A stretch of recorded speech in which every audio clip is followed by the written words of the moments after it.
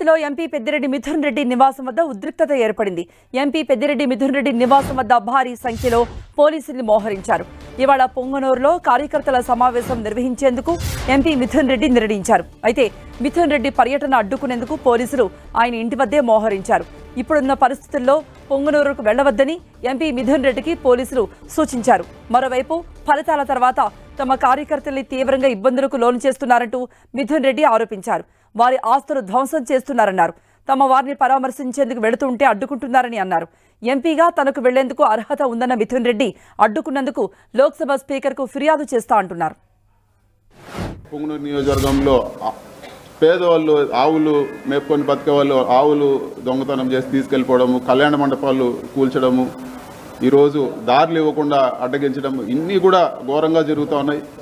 వీటన్నిటిని కూడా ఈరోజు పరామర్శించేదానికి పోదామంటే కూడా ఈరోజు పోలీసులపైన ఒత్తిడి తీసుకొచ్చి హౌస్ అరెస్ట్ చేయడం జరిగింది.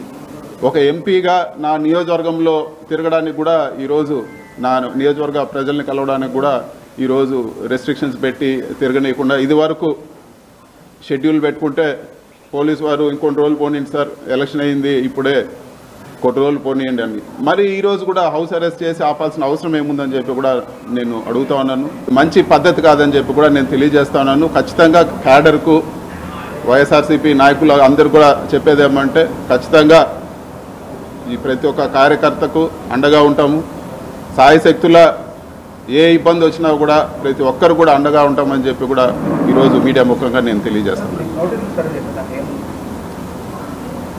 ఈరోజు ప్రోగ్రామ్కి మీరు వెళ్ళడానికి లేదు, మిమ్మల్ని ఈరోజు ఇక్కడే హౌస్ అరెస్ట్ చేయాల్సి వస్తూ ఉంది. మీరు మళ్ళీ కూడా మాకు ఇన్ఫామ్ చేయండి, మళ్ళీ కూడా మేము ఇది చేస్తామని చెప్పి ఇదివరకే నేను ఇన్ఫామ్ చేసే వచ్చాను, మళ్ళీ ఎందుకు చేశారని చెప్పి కూడా నేను అడగడం జరిగింది. విత్ ప్రొటెస్ట్ కూడా సైన్ చేసి ఇవ్వడం జరిగింది. కేవలం ప్రజలకు దూరం చేయలేని కక్షతో ఈ విధంగా వ్యవహరిస్తున్నారు. ఈరోజు చెట్లు నరికేశారు, ఈరోజు ఇల్లులు కూల్చేశారు.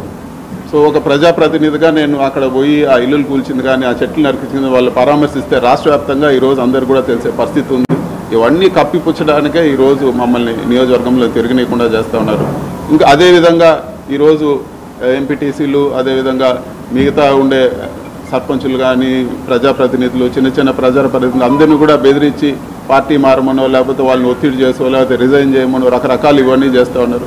ఇవన్నీ కూడా వాళ్ళకు ఒక ఓదార్పుగా కూడా వెళ్ళకూడదని చెప్పే ఒక కుట్రలో భాగంగానే ఈరోజు అధికారులపైన ఒత్తిడి తీసుకొచ్చి ఈరోజు గృహ నిర్బంధం చేయడం జరిగింది.